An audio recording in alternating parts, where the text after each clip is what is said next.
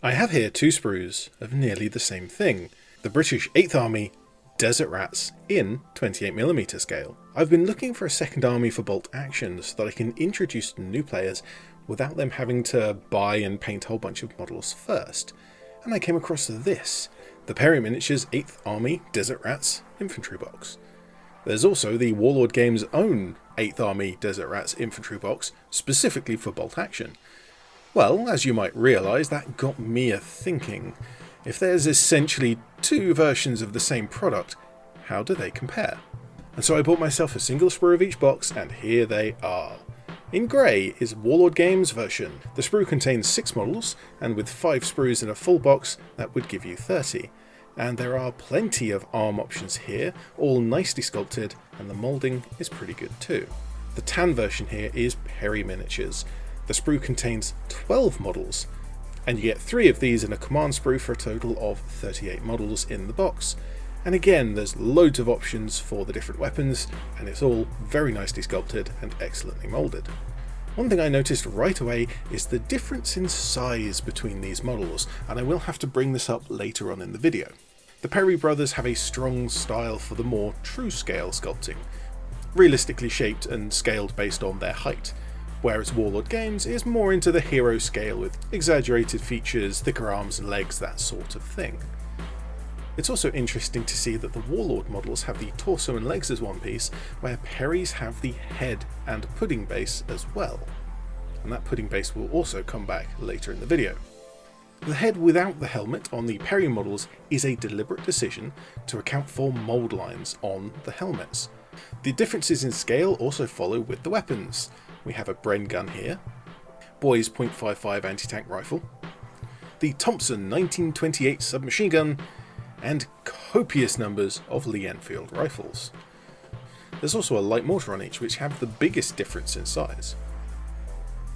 Well, all of these options are pretty good, and it seems like many of the options are matched between them, as the common infantry weapons of the 8th Army in World War II.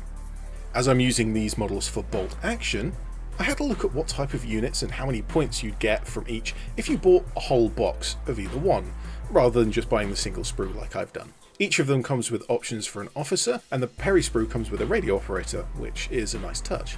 Neither box contains binoculars as far as I can tell, or a map, but they aren't hard to kit bash, so you can still make artillery observers and gunners assistants fairly easily. Similarly, a medic would just be made by using empty hands and painting an armband, just like I did with my Soviets.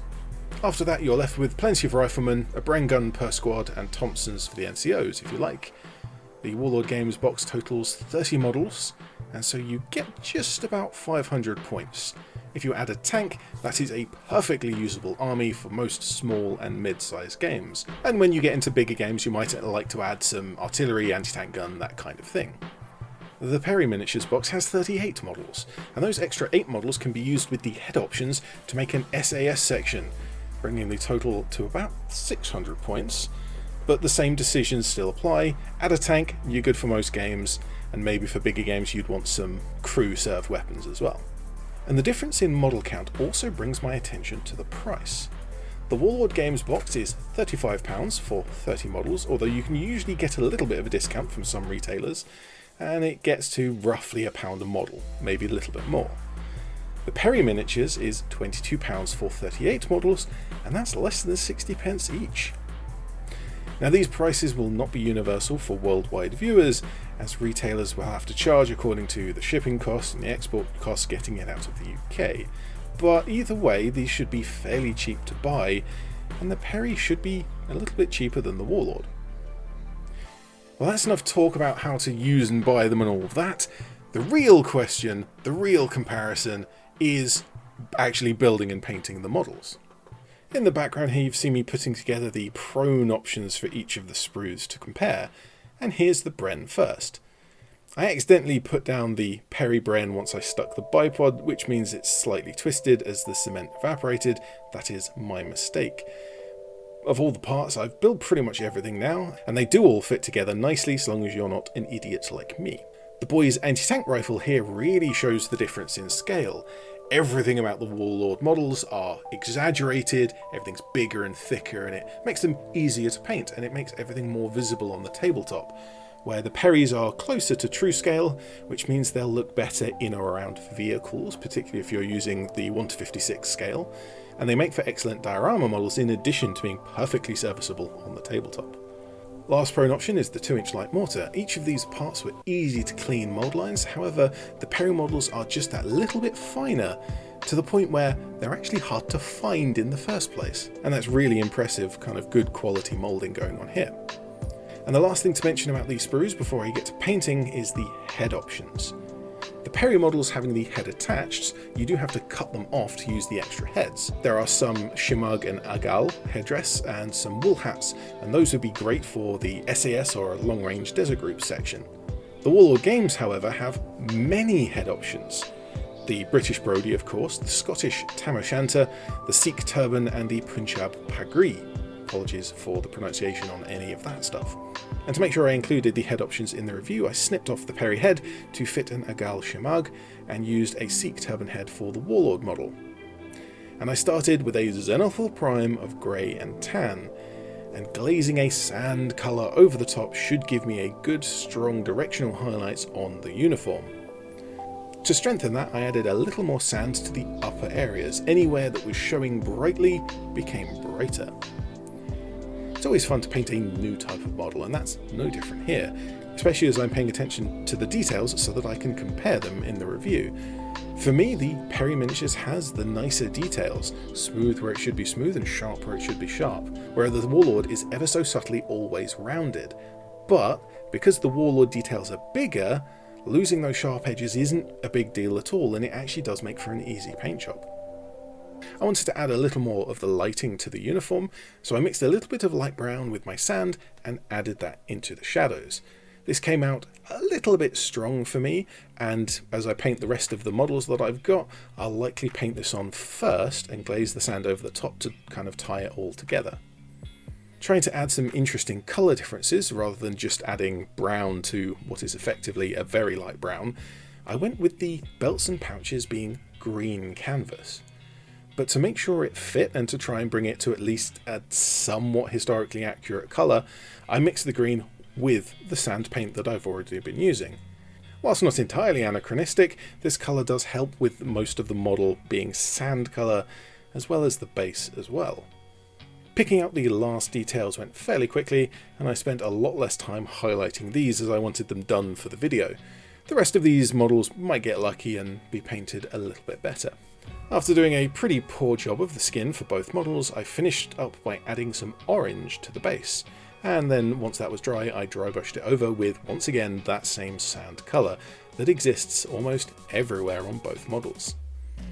So here they are, a pair of models complete, and we can look at the last points of comparison, which once again comes back to scale.